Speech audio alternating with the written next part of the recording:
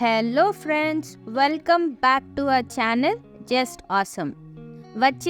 వచ్చేసాం మీకోసం మరొక రెసిపీతో వచ్చేసాం.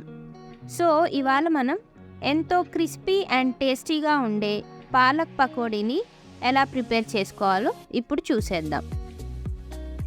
పాలక్ పకోడీకి కావలసిన పదార్థాలు: పాలకూర 2 కట్టలు, శనగపిండి 1/2 కప్, ఉల్లిపాయ ముక్కలు 1 కప్, పచ్చిమిర్చి 3 మరియు సాల్ట్ 1/2 టీ స్పూన్.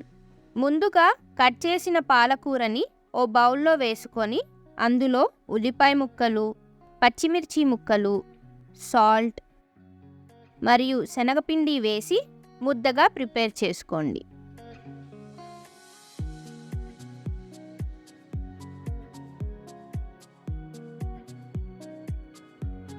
ఇప్పుడు పిండి ముద్దని కొంచెం కొంచెంగా తీసుకొని చిన్న బాల్స్ లాగా తయారు చేయండి.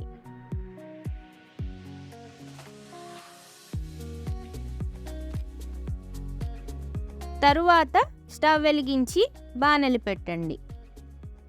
బాణలి హీట్ అయ్యాక డీప్ ఫ్రైకి సరిపడా నూనె పోయండి. నూనె హీట్ అయ్యాక ముందుగా తయారు చేసుకున్న ఉండల్ని వేసి గోల్డెన్ బ్రౌన్ కలర్ వచ్చేదాకా వేయించండి. వీటిని మనం కాఫీ ఆర్ టీతో తింటే ఉంటుందండి, మామూలుగా ఉండదు. మీరు కూడా ఒకసారి ట్రై చేసి చూడండి.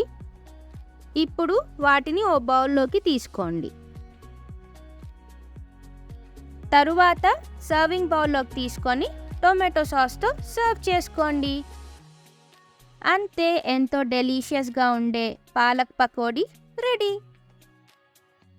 ఈ హెల్దీ అండ్ ఈజీ రెసిపీని మీరు కూడా ట్రై చేసి కింద కమెంట్ సెక్షన్లో కమెంట్ చేయండి.